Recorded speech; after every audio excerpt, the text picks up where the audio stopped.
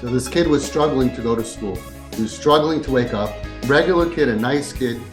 Shacharis was becoming a problem. So I advised the father and mother. I said, you know what? Tell him like this. Tell him that he should get up Sunday and Monday, and Tuesday he could sleep as long as he wants. He can miss the whole morning, and after lunch, go to school 1 o'clock for mincha and second day.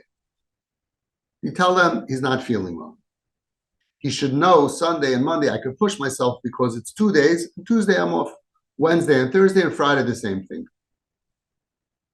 So when they came to me, he was falling apart. Sunday he didn't get up. Monday he got up. Tuesday he didn't get up. Wednesday he didn't get up. Every day he couldn't fight because it's every day, it doesn't stop. He needed a break. And then he started getting up Sunday and Monday. Tuesday he got up later. He davened at home.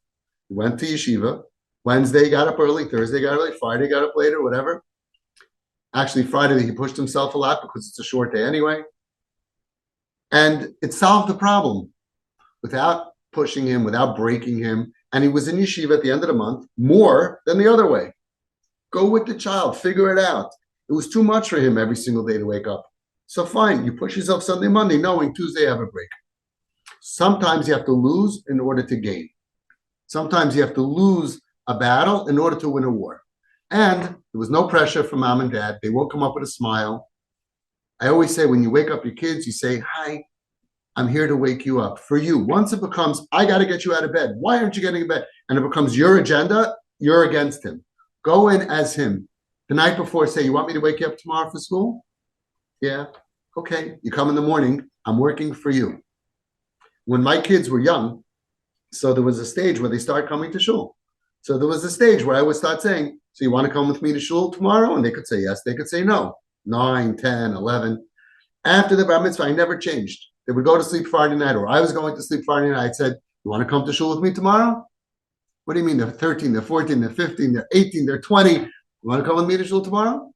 And they would have a choice. And sometimes they would go, no. I'm like, okay, don't. I'm kidding. They should know that I'm not representing shul. I'm here to work for you. You want to go? I'll help you go. You don't want to go? Stay home. Kids don't fall apart when you let them. They appreciate when you're on their side. You have to understand psychology.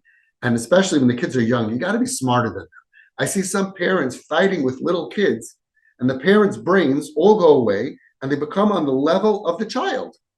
And they become petty and small like children. It's crazy. You're an adult. You can't outsmart an 8-year-old. I see teachers doing the same thing. They're teaching 8 or 10 years old or 12 years old. They become the maturity level in some ways of the 12-year-old. They start becoming petty. You know, you did that. Oh, now I'm not doing that. Like, rise above it. You're the adult. Teach them how to have a rachum, chanun, erech apayim. Teach them Yud Gimel Midas Harachamim. Teach them I'm going to give you, you really don't deserve this, but I really like you. And I'm going to give it to you anyway. Wow. It's a great story. It's in Raising Royalty. I don't remember the name of the mechanech. But he went ahead and he called over a kid. He said, I really need to punish you and send you out of the class. But I don't want to embarrass you. And the truth is, by the way, la halacha, you have no right to embarrass a kid just because you're a teacher or a parent. So he said, I don't want to embarrass you. So I'm going to, you go back to your seat. In a couple of minutes, I'm going to call you over. I'm going to say, please get me a tea. So he's going to look good in front of the friends. Teacher's pet. Teacher is saying, the Rebbe is saying, please get me a tea. Godless. I want you to go outside for 10 minutes. Come back with a tea. You got punished. Nobody needs to know. He's being shomer, protecting on the self-esteem of the child. I have to punish you. I don't need to embarrass you. And I don't need to degrade you. The kid got the punishment, learned his lesson, and also learned other lessons. Learned how to treat somebody, how not to degrade somebody. Learned so many lessons. The Chazon Ish says, when you yell at your kid in anger, let's say they talk during davening, or they're not paying attention, you teach them 2 things.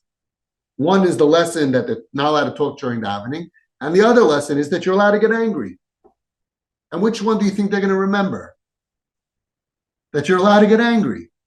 How do you teach a kid that you're allowed to get angry? You're not allowed to get angry. When you get angry at your kids, what are you teaching them? They remember, I'm allowed to get angry.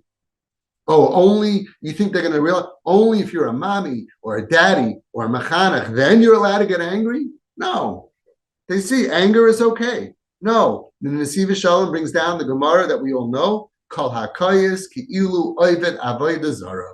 You're showing him anger is like idol worship, and you're allowed to do it if you're a mommy and if you're a daddy. You're allowed to do some idol worshiping.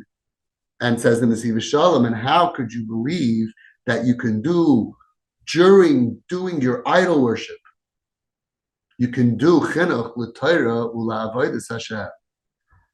You're never allowed to punish when you're upset or angry. You're punishing while you're bowing to idols. You're going to do chinuch now, and it's going to come out. You're going to have siyata d'shmaya. Never. We always have to remember all of these things, and with that, we can raise healthy children. We can raise royalty.